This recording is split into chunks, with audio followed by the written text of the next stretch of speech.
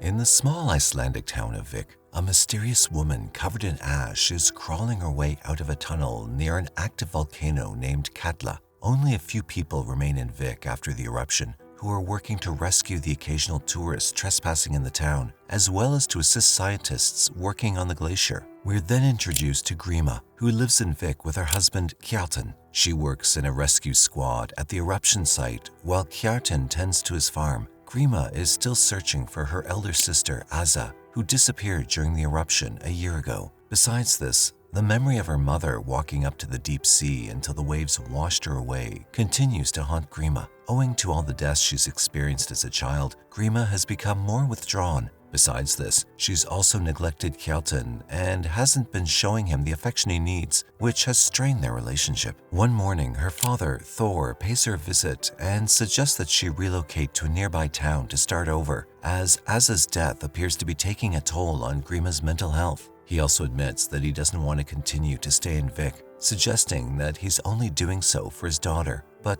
she remains silent. Later, Grima visits Hotel Vik, which is the only place in town that serves as a safe haven during an eruption or ashfall. She then meets Belgrun, the hotel manager and a local fortune teller, who observes odd occurrences and changes in the glacier and notifies Grima about them. Next, we're introduced to Derry, a geologist who finds a significant change in the glacier crevices in Katla. He decides to go to Vik to further examine it and informs Aya of the findings, who's a scientist in Vik. Just then, Aya and her partner, Leifur, notice a woman completely covered in ash walking towards town. The duo immediately rush to her aid and transport her to the camp. Then Gisli, the police chief, informs Grima about the woman and asks her to meet him at the camp. Back at Gisli's home, a nurse named Vigdis attends to Gisli's wife, Magnia, who's bedridden due to cancer and is receiving respiratory support. Vigdis then informs Gisli that her illness has gotten worse after the eruption and advises him to move to the city. However, he claims that Magnia is stubborn and will not be willing to move at all.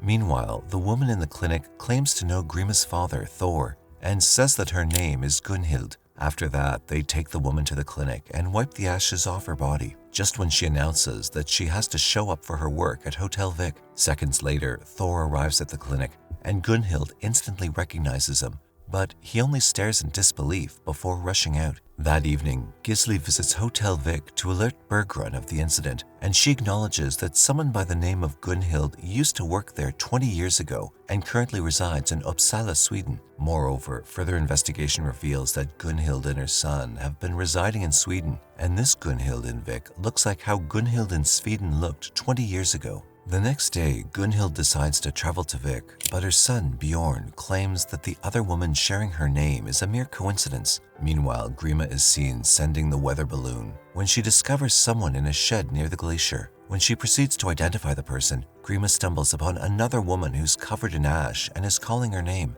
Then, after a whole year of being missing, Grima stares in shock when she discovers her sister, Aza. Next, we're taken back to the events that led to Aza's disappearance a year prior. Apparently, Aza's snowmobile unexpectedly stopped working when the rescue team traveled up the glacier to rescue tourists from the ashfall. Her bike was later found to be stuck in the crevice, so it was speculated that Aza also died in the same crevice. At present, Aza asserts that she'd been in the shed the entire time when Grima questions her about her whereabouts since the last year. Grima then requests an ambulance to take Aza to the clinic by making a call to Einar, the other member of the rescue team, and Gisli's son. Back at the clinic, Gisli and Vigdis are shocked to hear the woman identify herself as Aza when the nurses attempt to examine her consciousness. But when Gisli asks what she can recall regarding her whereabouts, Aza mentions that she has no recollection of anything that happened following her snowmobile breakdown in the ashfall. After this, Grima suspects that Aza was frozen or lost somewhere in the glacier, survived, and came back, while Gisli suspects that she was held captive somewhere. Grima then informs Thor about the incident, and he arrives at the clinic right away. He is, however, as shocked as everyone else to see his daughter return.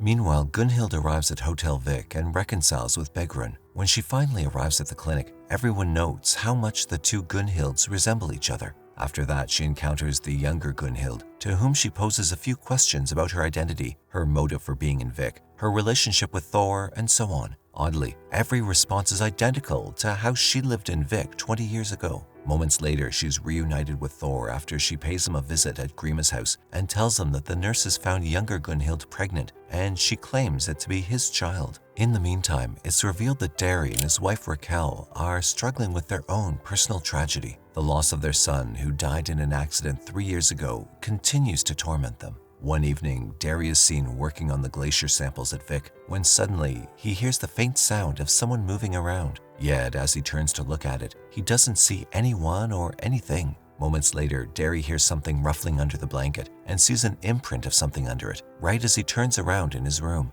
And when he carefully removes the blanket, he uncovers something horrific: his dead son, revived, covered in ash and staring right back at him. Next, we're taken back to the childhood recollection of Grima and Asa playing in the house. Their mother, who is known to suffer from depression, is shown sitting quietly in the kitchen. After a while, Grima hears the sound of boiling water and goes into the kitchen to look for her mother. However, she's nowhere to be seen. Back at the camp, Aya and Leifur notice Derry acting strangely, but he casually brushes them off and claims he didn't get enough sleep. Then he brings breakfast for his son Michael, whom Derry has hidden in his room. As children are not allowed in the camp or the entire town of Vic, while the two scientists head up to the glacier, he stays back at the camp to bathe his son. But Michael, who mysteriously comes back to life, immediately strikes Derry as unsettling. So, out of mistrust, he begins by asking his son some questions about his family. Then, as they converse, Michael nonchalantly confesses that in the past, he casually cut the wings off of his beloved bird with scissors out of boredom.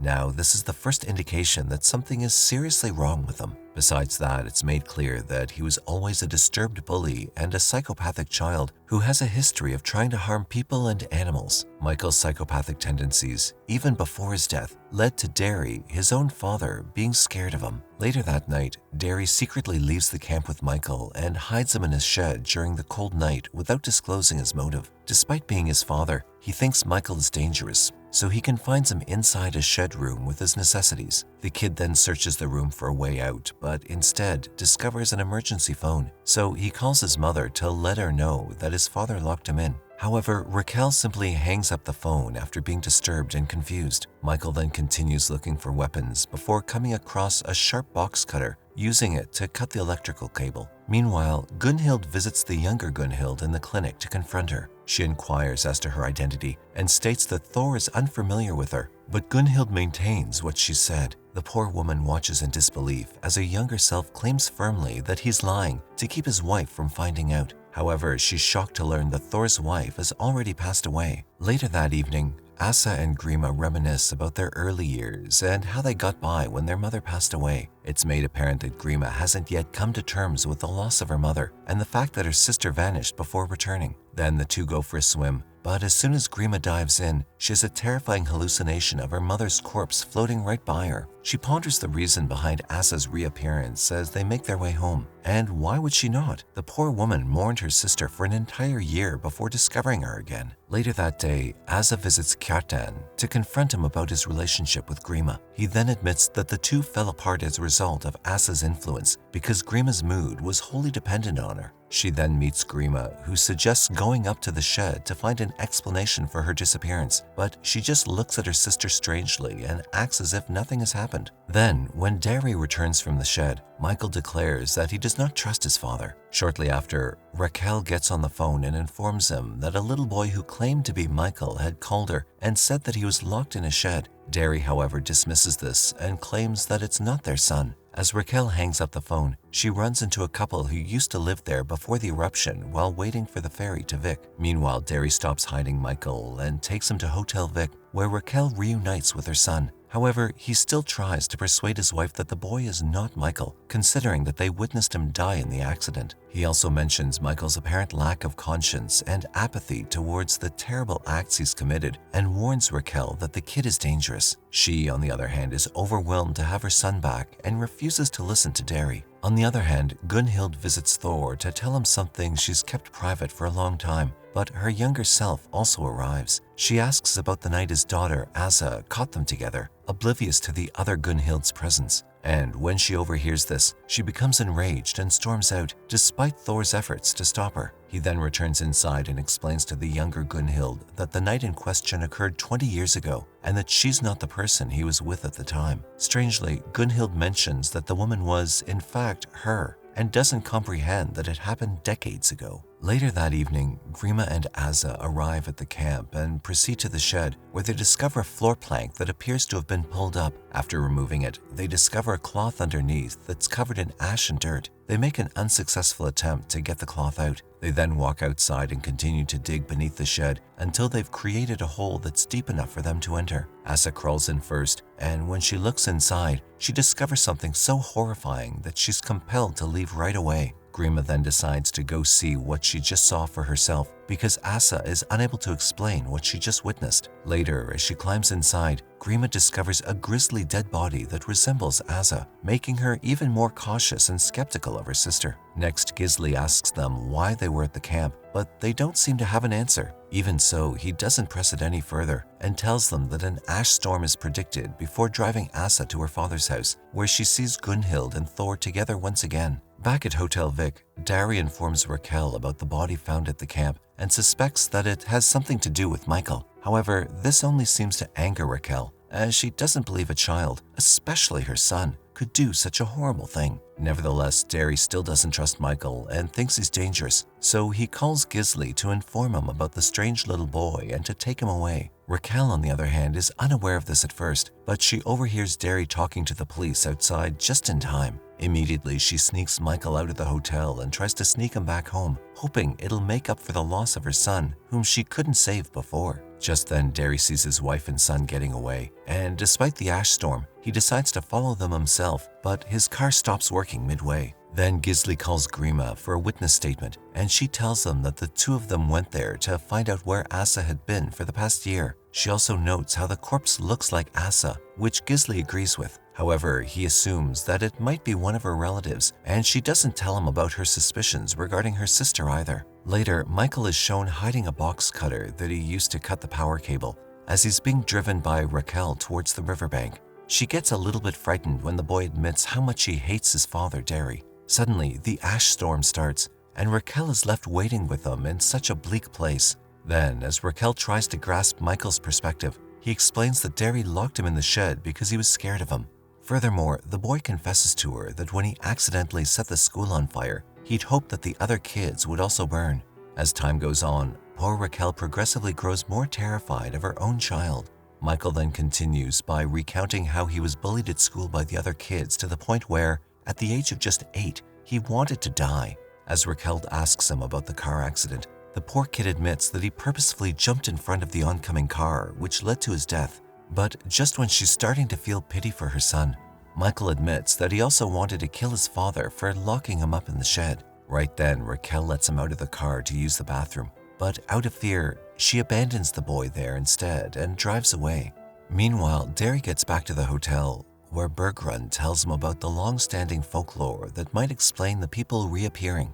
According to the lore, when Katla erupted in 1625, 23 farms in the area were deserted. The next winter, a poor maid gave birth outside of wedlock. She then left her child to die on the sand, but never forgave herself for this, so she became obsessed with the child she abandoned. When they were rounding up the sheep in the fall, they found an infant in the middle of the highlands, frozen to death. Now, similar incidents had started happening every year after that. When they went to the fall to round up the sheep, an infant was found alive in the highlands. Only the farm maid recognized her child, and one fall, she decided to go find her baby first. She somehow found the infant alive and well, but the village people said it was a changeling and not her actual baby. However, the farm maid didn't listen to them, and when the boy was 13 years old, he killed his mother while she was sleeping and vanished. So Bergrun implies that the changelings would vanish after their purpose was fulfilled.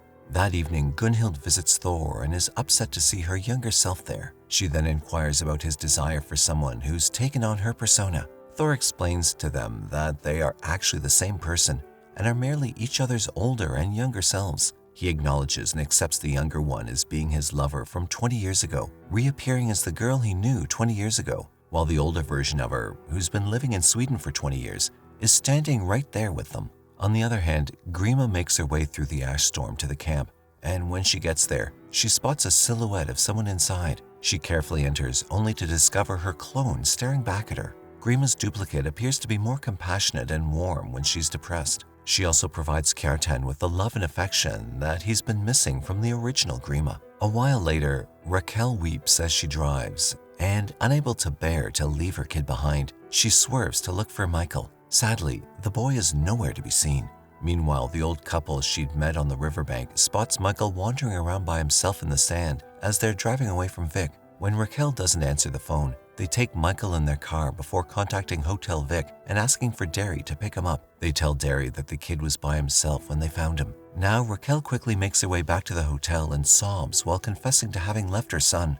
But Derry tells him that he's well and lets her know that the old couple found him. Michael, however, claims that his father abused him, locking him up, and nearly let him freeze to death. After learning this, the couple decide that it would be best to drive the kid to the police station in the nearby town. Reaching the riverbank, Derry and Raquel make every effort to persuade the old couple to leave their son with them. He also warns them that the kid is dangerous, but the old couple finds it hard to believe that a young child could be dangerous. Then Gisli also comes home to find a duplicate of Magnia, his wife, who resembles her before the illness wore her down. Despite being a religious man, Gisli still has lustful thoughts about the younger Magnia. But when the younger Magnia tries to leave the house after getting into an argument, Gisli tries to hide her from the town and locks her in the basement. Just then, as the couple's driving, Michael thinks that they'll take him to the police, so he opens the door of the moving car and tries to jump out. The wife then manages to catch him just in time, but unfortunately, while she's grabbing him, Michael uses the box cutter to slit her throat. The husband immediately notices blood gushing from his wife's neck and tries to stop it, but he unintentionally steers the vehicle down a steep hill, resulting in a crash. Finally, Michael does nothing but watch as the old couple struggles in their final moments. Afterward, the police and the rescue unit arrive at the accident site, as does Raquel. She keeps looking for Michael, but he's nowhere to be found again. There, she comes across Einar and Grima, who hear the story of Michael's death 3 years prior, but whose present whereabouts remains a mystery. Eventually, Grima meets Derry to learn more about the strange phenomena occurring in the town of Vic after she opens up about Asa and the duplicates she's dealing with. Finally, Derry raises the possibility that Katla might be connected to these happenings. He continues by describing the changeling folklore, which involves the resurrection of the dead, including his son. However, Grima explains to them that duplicates of people who are still alive are also reviving, in addition to dead people. At the clinic, Thor sits with Gunhild while she's recovering. But after he leaves, Asa arrives and approaches her after discovering that Gunhild is in love with her father, and vice versa. However, they're not the only ones at the clinic, as Gisli visits to pick up medication for Magnia. Then he learns that his wife only has a few months left to live. It's not much time, but it's enough for Gisli to trust God with Magnia's life and fate. Later, he replaces her actual pills with some herbal remedies to ensure that she gradually passes away on her own if her actual prescription is not provided. He then goes on to reassure the younger Magnia that the bedridden Magnia will be gone soon, which terrifies her. So, out of fear, she breaks the window's glass while Gisli is upstairs and then manages to escape. Meanwhile, Bjorn decides to go to Vic on his own, as Gunhild hasn't been giving any information as to why she's still in Vic. But only after introducing himself to Thor as Gunhild's child does Thor understand that the child is indeed his. At this point, the father and the son learn of each other's existence and meet for the first time. However, Gunhild gets angry with Bjorn when she gets there, because she believes that his disabilities may have made it risky for him to travel alone. Back home, Grima discovers the other Grima clearing out the clutter, redecorating, and preparing to paint the interior to make it feel more vibrant. She then heads out right away to see Kjartan and tries to explain the concept of changelings and the other one being an imposter. Yet, instead of listening to what she has to say, Kjartan becomes irritated and accuses her of losing her mind without taking her concerns into account. Just then, Grima gets a call from Einar, informing her that Asa's identity has been confirmed through the DNA of the body found at the camp. Later that evening, Derry clings to the idea of changelings and decides to see if there's any science behind the duplicates. Moreover, he tells Raquel that the science underlying the lore could be able to shed more light on their son's reappearance. He's adamant about learning more since he's certain that whatever's happening appears to be connected to Katla. So Derry asks Aya to take him to the crevasse so he can collect some rock samples from the glacier's base. And as he digs further into the crevice, Derry comes upon a tunnel where he discovers a large number of other ash-covered humans dormantly glued to the rocks. But he keeps what he saw hidden from everyone, even the scientists. Later, when Derry studies the rock samples, he makes another strange discovery. The rocks are moving around and splitting apart in the petri dish, exhibiting behaviors that are almost sentient. Finally, Derry tells the group that it's possible for the ash-covered changelings to have been awakened by a meteorite. It turns out there's a meteorite beneath the glacier, and it appears to have been buried for tens of thousands of years. But when Katla erupted,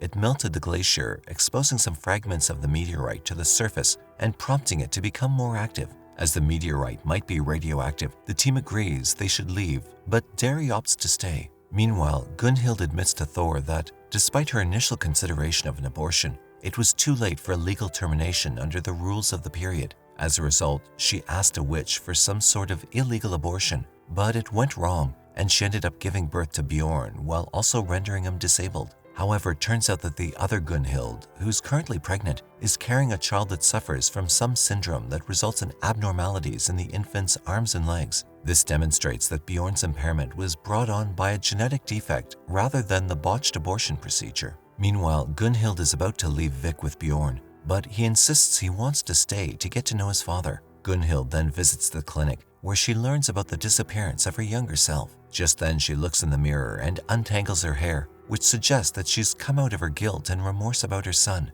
At last, the purpose for which the changeling was created was fulfilled. Later that evening, Grima catches up with Asa and tells her the truth. The autopsy report revealed the dead body to be Asa. Hearing this almost causes her to have an existential crisis, since she's uncertain of who she is, or what she's supposed to be doing with her life. Eventually, Asa walks into the deep sea until the waves wash her away, having served her purpose of giving Grima closure over her death and helping her to move on.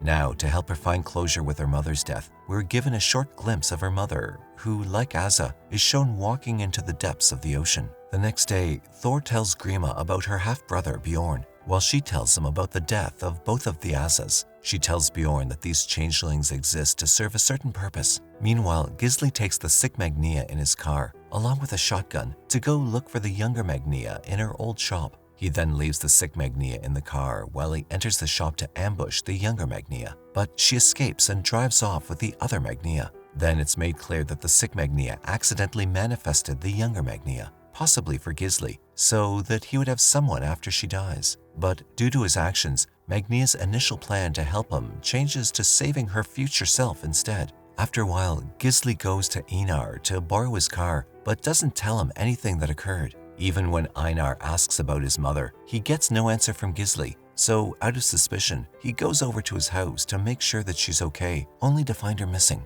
Einar then comes back and brutally beats his father before he crawls inside the church for forgiveness. On the other hand, Michael comes back to the hotel and reunites with Raquel and Derry, who then take him to the beach. As the couple sits in their car watching him play, Derry also understands that the meteorite created changes based on the thoughts and feelings of those closest to them. He adds that the meteorite senses what a person wants most and tries to give it to them, but their real son is dead, which Raquel also agrees to.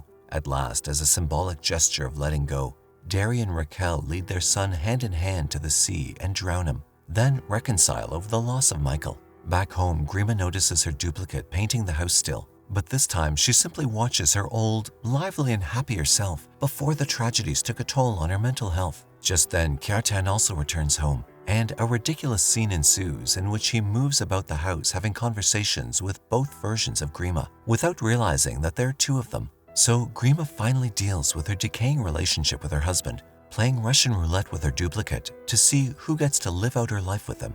It's then revealed that Grima's duplicate was created by Kjartan, who wanted to feel her love and affection again. And with his memories, he made Grima's changeling before the disappearance of Asa, making her much more happy and affectionate. Finally, Grima is seen happily playing piano for her family for the first time in years, while they all watch her play. But just as they're thinking everything has gone back to normal, more ash-caked changelings are shown emerging from the depths of the volcano and onto the town of Vic.